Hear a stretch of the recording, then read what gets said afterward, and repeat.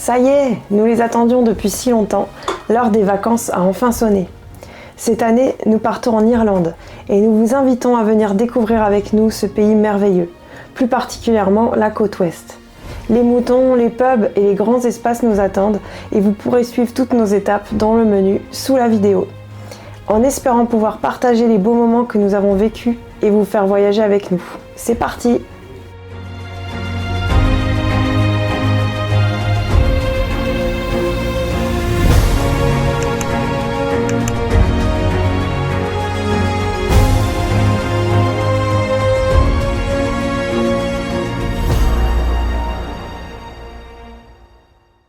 Nous sommes arrivés dimanche soir dans un superbe B&B à 60 km au sud de Dublin.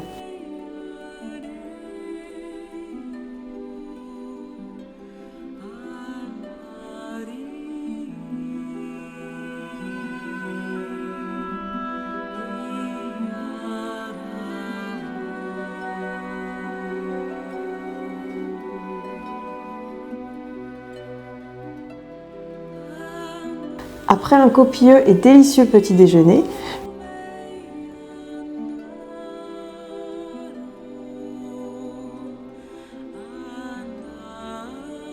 nous avons suivi le sentier qui mène jusqu'au lac, ponctué de jolis messages laissés par le propriétaire du B&B. Nous avons croisé des ânes, des biquettes, des poules, des poneys.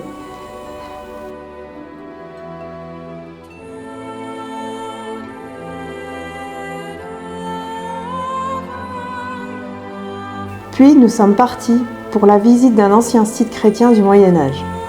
Nous avons pris une route au paysage magique qui nous a laissé bouche bée.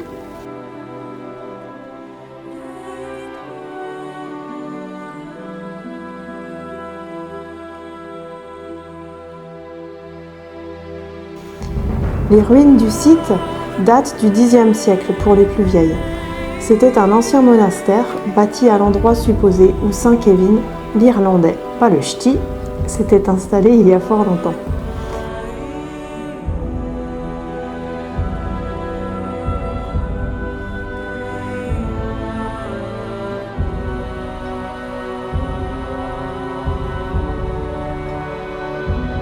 La balade était très sympa. La pluie irlandaise nous a rattrapés, mais pas pour longtemps. On s'est consolé au pub devant un bon repas et une pinte.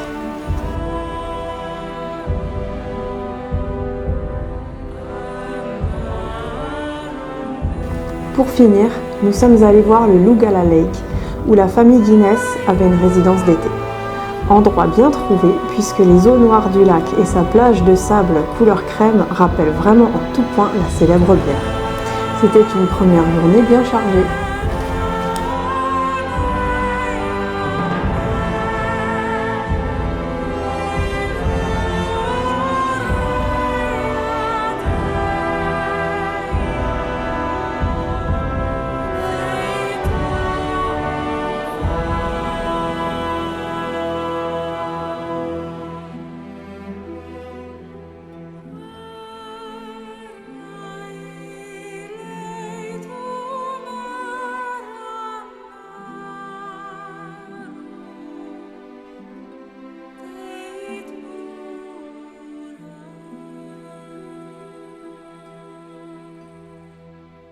Nous avons quitté notre magnifique B&B pour rejoindre le cottage que nous avons loué dans le Connemara. 3 heures de route pour traverser l'Irlande d'est en ouest.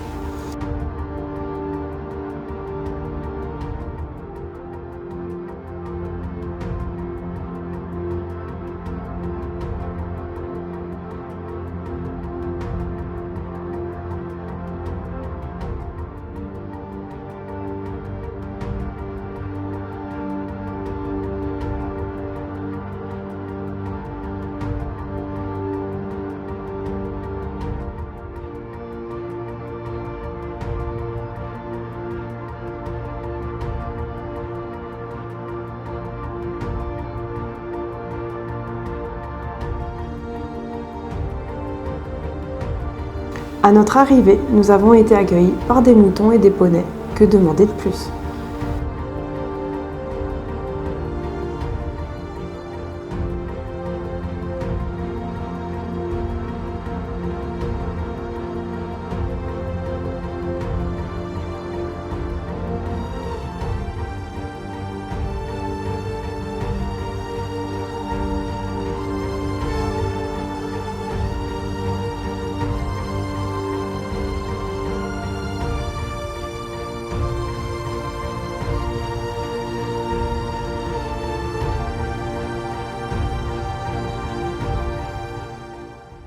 Ce cottage est une perle au milieu de la nature, au bout du monde.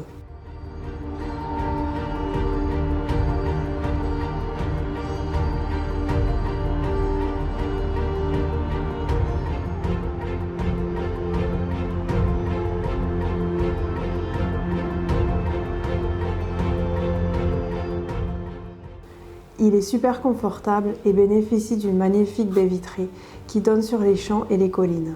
Vraiment pas besoin de télé avec une vue pareille.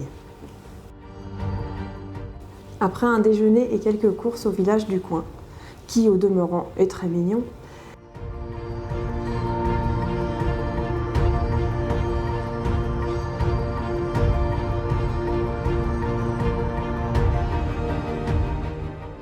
nous sommes allés nous promener pour découvrir les alentours de notre Home Sweet Home pour les 10 jours à venir. La route nous a menés au Quiet Man Bridge, petit pont de pierre où fut tourné jadis le film L'Homme tranquille avec John Wayne. Les paysages autour, rivières et collines, nous donnent un avant-goût de la beauté de cette région merveilleuse. Retour au cottage, où nous avons passé notre temps à observer les poneys qui font leur petite vie juste sous nos yeux. Dehors, il n'y a que le bruit des moutons et du vent. On dirait vraiment le paradis.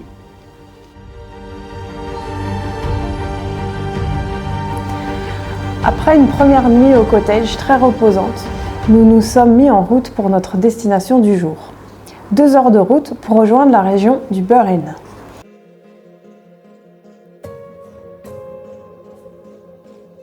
En chemin, nous avons fait un arrêt improvisé vers les ruines d'une ancienne église avec cimetière attenant. Il faut dire que les cimetières irlandais sont très photogéniques, avec leurs croix celtiques en pierre, perdues au milieu des champs, et avec les vaches et moutons pour seuls voisins.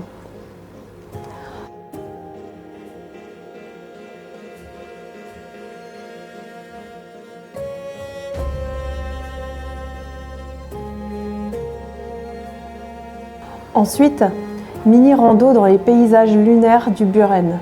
On se croirait dans un autre pays. Ici, ce n'est que de la pierre à perte de vue. Pour vous dire comme l'endroit est sympa, il paraît qu'un sbire de Cromwell aurait dit à l'époque que dans le Burren, il n'y a pas assez d'eau pour noyer un homme, pas assez de bois pour le pendre et pas assez de terre pour l'enterrer. Super ambiance! Après un repas express dans la petite ville de Doolin, nous sommes à nouveau tombés sur les ruines d'une ancienne ferme, avec vue sur la mer. Les conditions de vie devaient être rudes à l'époque, mais quel endroit splendide! De nos jours, on paierait des fortunes pour une maison avec un emplacement pareil.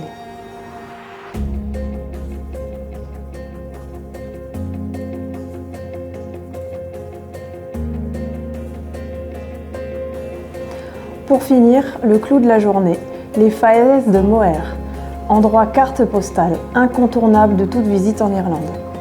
Des falaises de 200 mètres de haut qui se jettent à pic dans l'Atlantique et qui sont aussi le refuge de milliers d'oiseaux qui y nichent et qui attaquent les vilains drones qui s'approchent de trop près. Julien confirmera.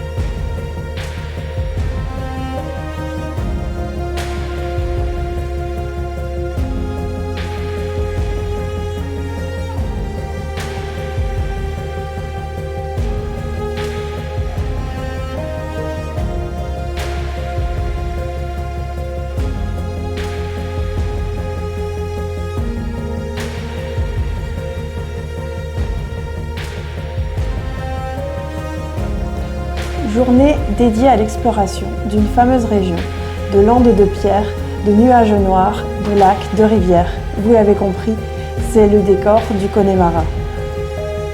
Premier arrêt à Dogs Bay, une jolie plage de sable fin au milieu des collines et des roches noires. Il y a quelques courageux qui se baignent, mais nous n'en faisons pas partie.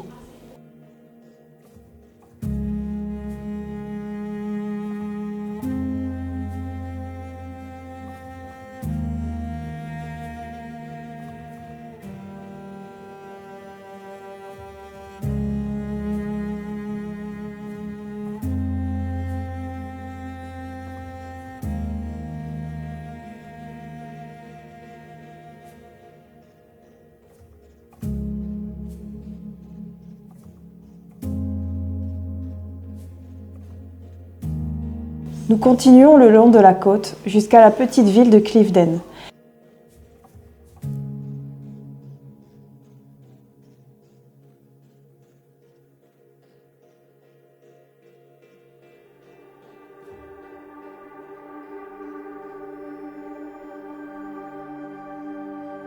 Et c'est là que nous prenons la fameuse Sky Road avec des paysages entre ciel et mer. Nous avons beaucoup de chance car le beau temps est avec nous.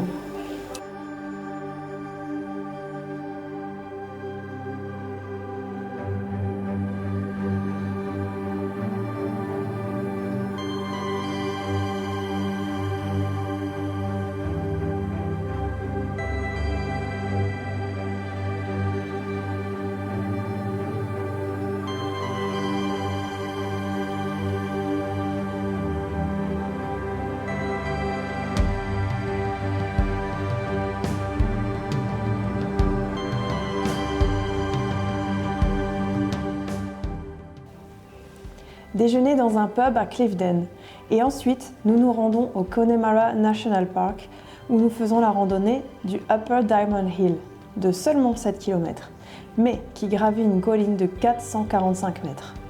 Bon, même si le guide du routard annonce une montée aisée, nous en avons bien bavé, ainsi que tous les autres courageux qui ont gravi la colline jusqu'en haut.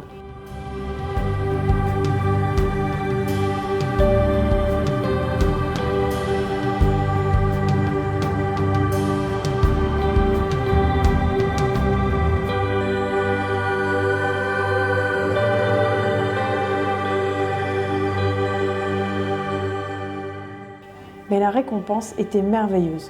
Une vue à 360 degrés sur des paysages fabuleux, ça valait vraiment le coup de faire cet effort.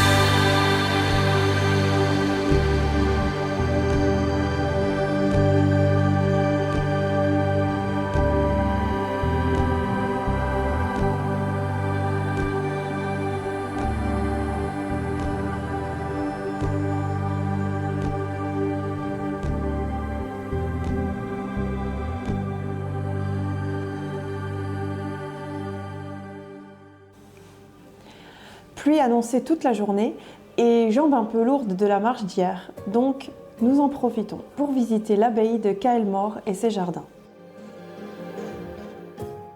Ce manoir en bord de lac et accolé à la colline appartient actuellement à un groupe de bonnes sœurs bénédictines qui ont leur couvent juste à côté.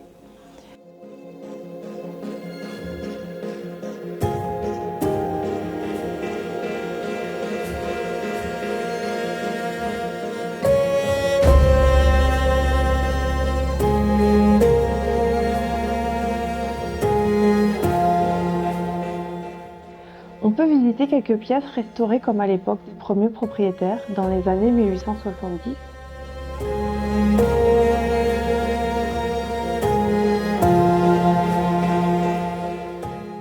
Mais le domaine est assez grand et il y a aussi une petite église gothique.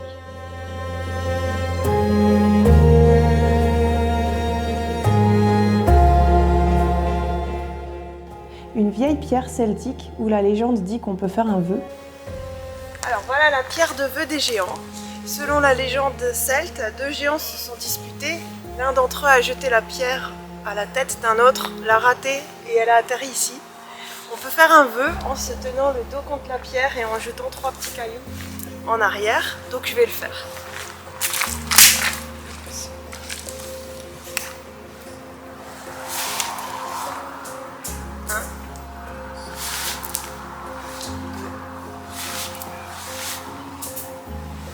Et voilà. Mais aussi des jardins extraordinaires.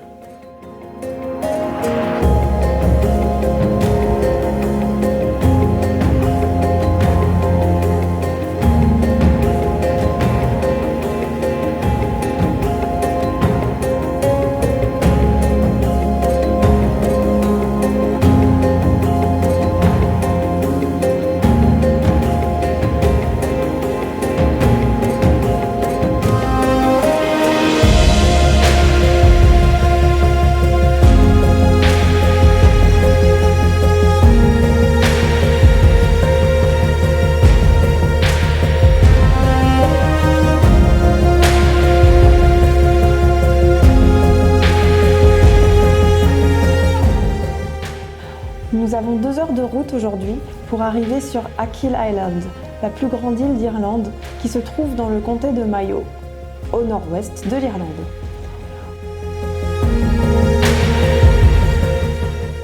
On rejoint l'île par un tout petit pont.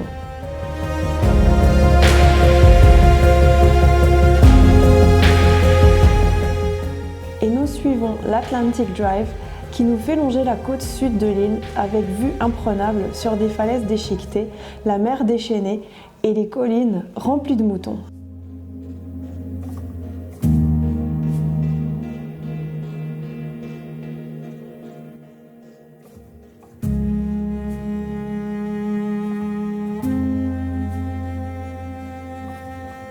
Qui se retrouvent d'ailleurs assez souvent sur la route et qui traversent n'importe comment.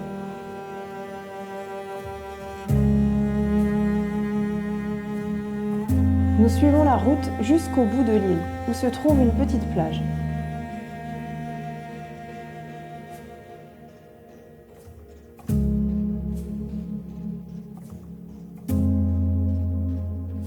Et sur le chemin du retour, nous nous arrêtons sur les lieux d'un ancien village qui a été abandonné pendant la Grande Famine. Il ne reste que des ruines de petites maisons en pierre, et toujours et encore des moutons partout.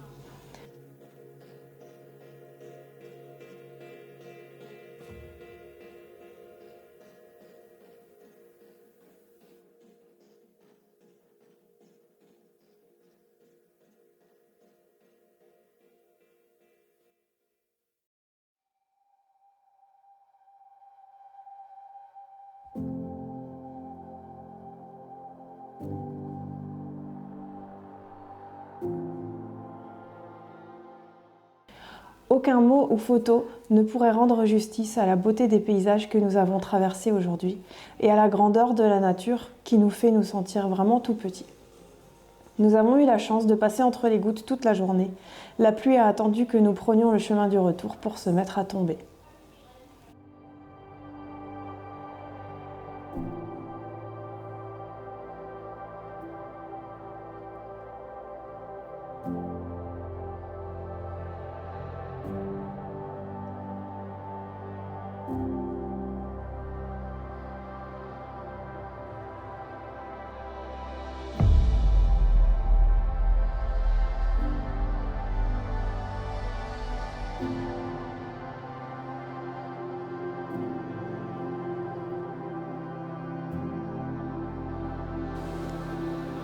Notre premier arrêt de la journée se situe au Ross Early Friary, un ancien monastère franciscain qui a été habité de l'an 1400 à 1750 environ et qui est donc à l'abandon depuis à peu près 300 ans.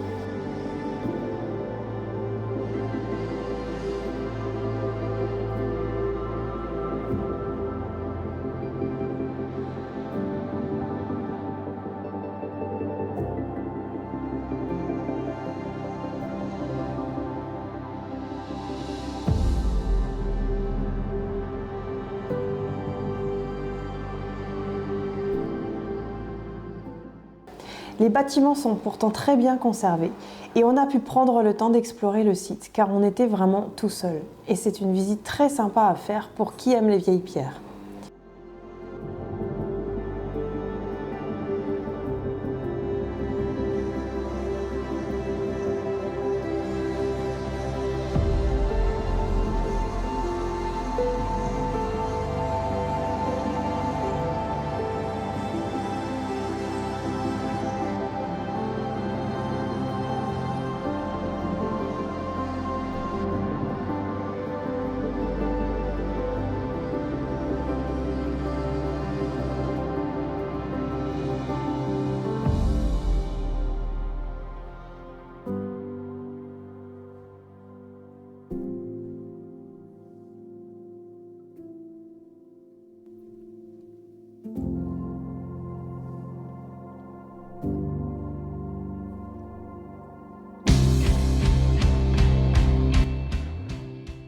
Ensuite, nous sommes allés au petit village de Kong, mignonne petite ville, assez touristique parce que le film L'Homme tranquille avec John Wayne y a été tourné.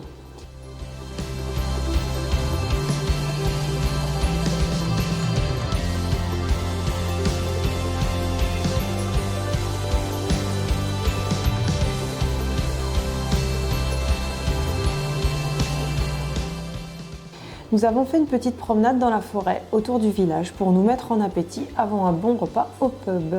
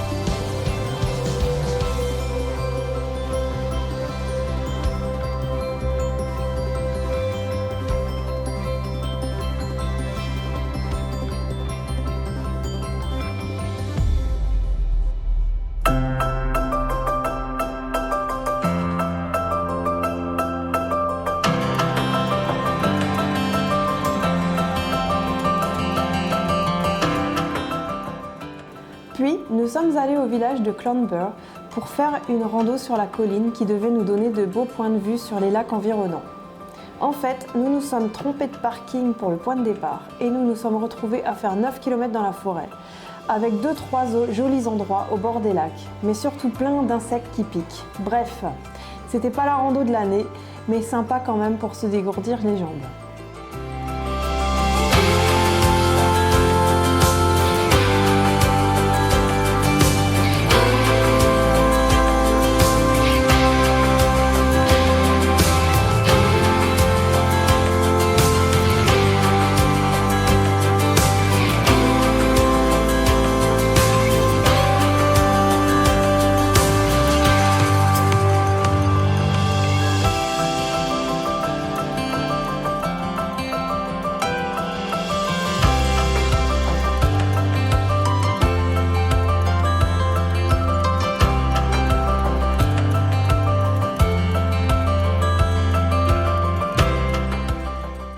Pour finir, retour à Oughterard où nous avons savouré une bonne pinte, regardé un match de foot gaélique auquel nous n'avons pas compris grand-chose et écouté un petit groupe d'anciens qui jouait de la musique traditionnelle. Belle façon de boucler la journée.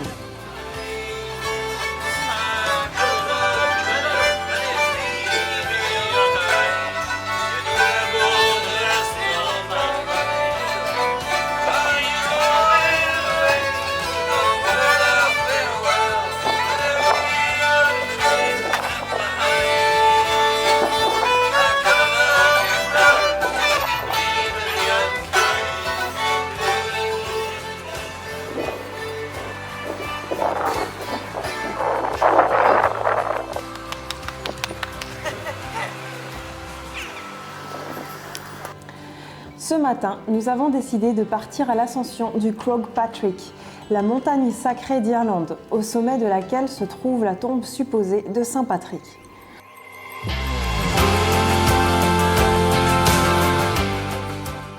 haute de 772 mètres. Elle est le lieu d'un pèlerinage annuel, le dernier dimanche de juillet. Et le guide du routard nous apprend même que les pèlerins font la marche pieds nus. Facile quoi. C'est donc assez insouciant que nous nous mettons en marche.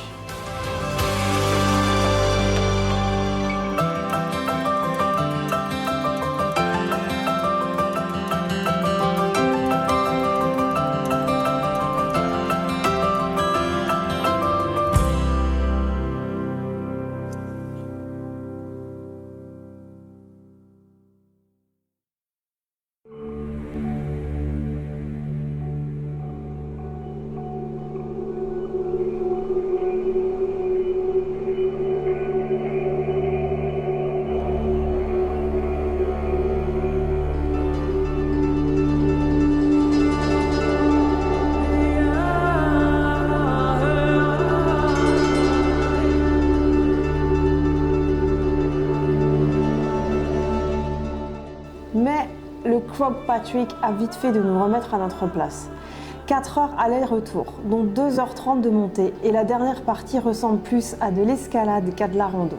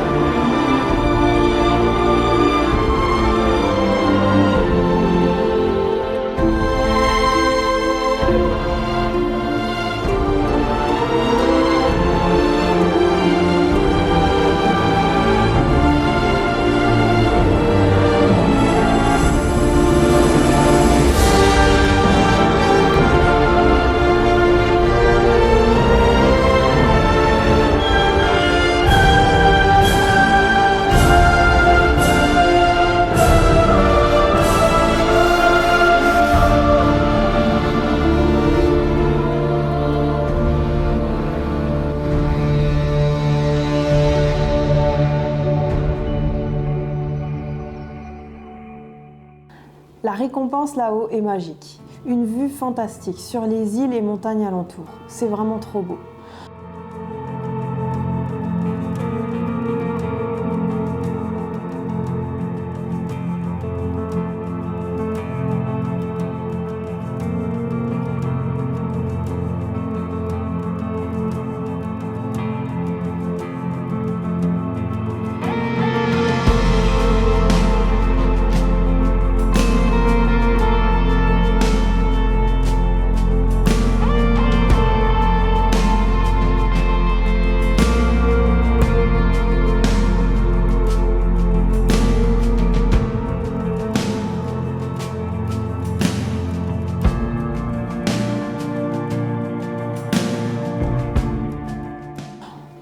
Profiter très longtemps, vu qu'un énorme nuage noir plein de pluie nous a frappé de plein fouet.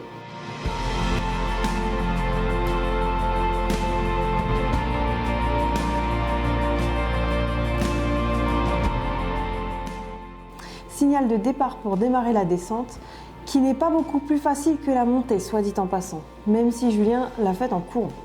Pour nous remettre de ses efforts, direction Westport pour un bon repas, accompagné d'une pinte de Guinness bien fraîche, comme d'habitude. Et après un rapide tour de la ville, nous rentrons au cottage pour un repos bien mérité. Nous décidons de faire une journée plus cool aujourd'hui. Nous partons visiter le Musée national d'Irlande, dédié à la vie dans les campagnes entre 1850 et 1950. Inutile de dire qu'on est bien content de ne pas être né à cette époque, parce que ça ne rigolait pas beaucoup et les conditions étaient vraiment rudes.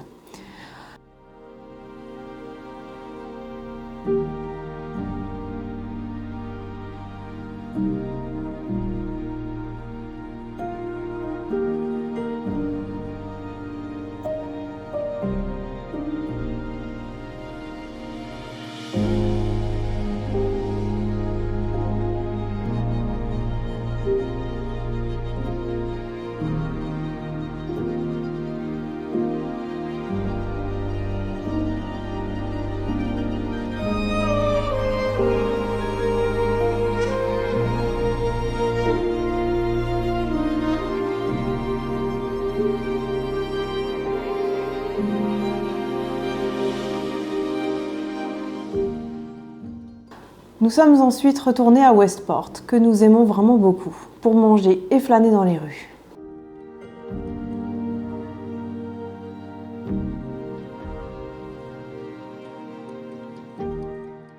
Puis retour au cottage pour finir la journée.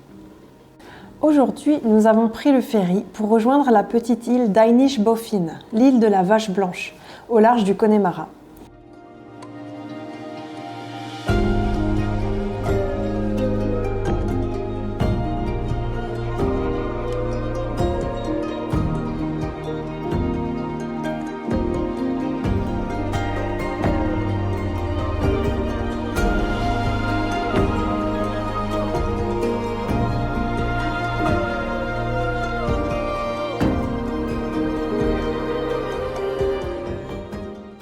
La traversée dure 45 minutes. C'est un petit ferry qui ne transporte que des passagers, pas de voitures.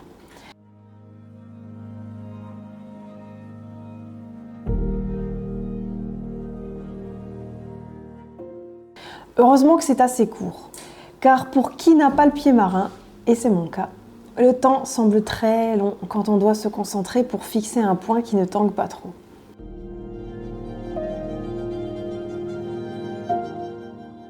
Nous sommes arrivés à 12h30 sur l'île, et après un repas et une bonne pinte pour se remettre de ses émotions,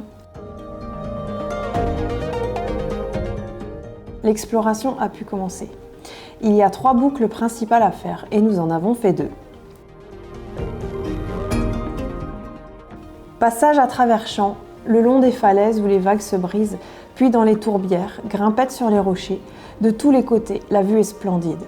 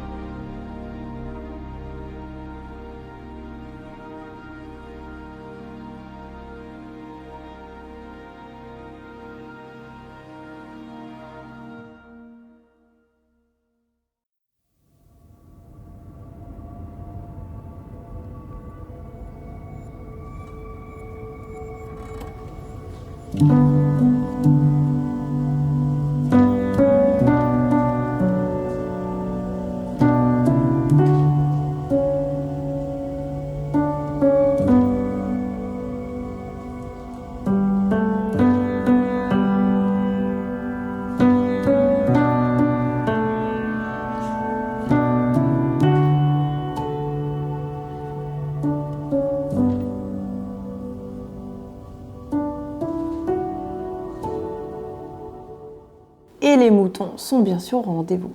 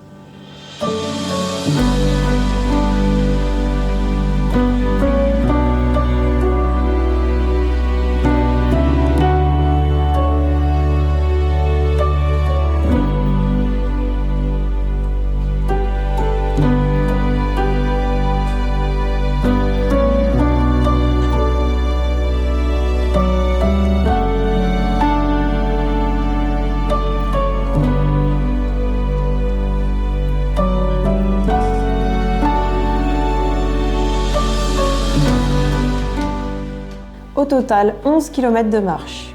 On ne peut pas faire plus car il faut absolument attraper le dernier ferry qui rejoint la terre ferme, sous peine de devoir passer la nuit sur place.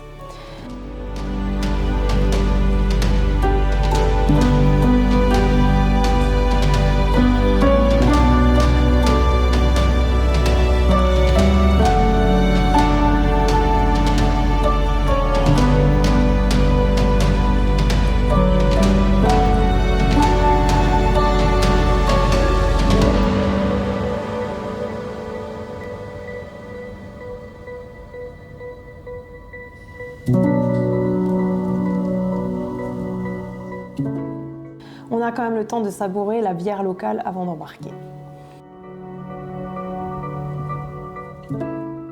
Le retour est heureusement plus calme que l'aller. On termine cette dernière journée dans le Connemara, ravis et avec un gros coup de soleil en prime. Qui a dit qu'en Irlande il pleut tout le temps ?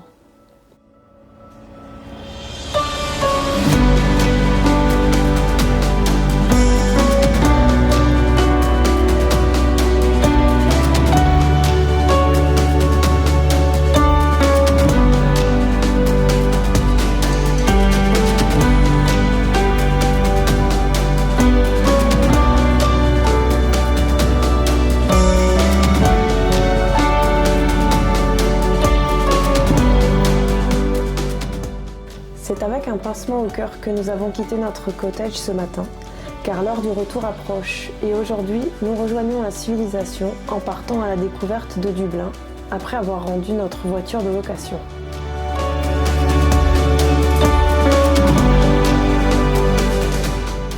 Ça fait vraiment bizarre de se retrouver en ville, avec ces voitures, ces bruits, ces gens partout.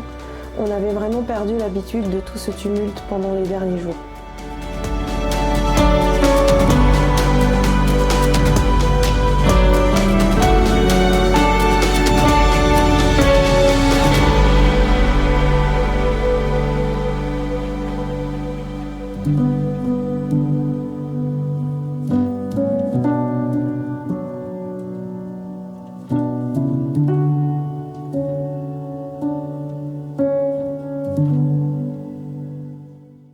Nous prenons le chemin de Temple Bar, qu'on ne présente plus, célèbre quartier de pub où tout le monde se bouscule. Bien sûr, nous nous devons de boire une Guinness dans Temple Bar lui-même, car que serait une visite de Dublin sans faire cette expérience ?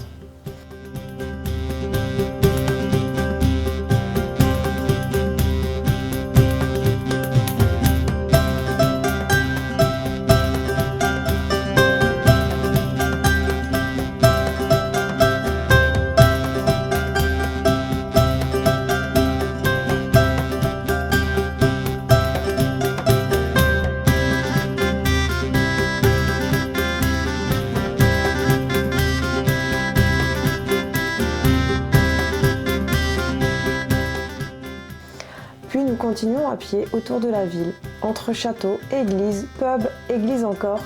Beaucoup de bâtiments historiques dans cette ville qui fut fondée par les Vikings en l'an 800 et partiellement détruite lors des insurrections avant l'indépendance de l'Irlande.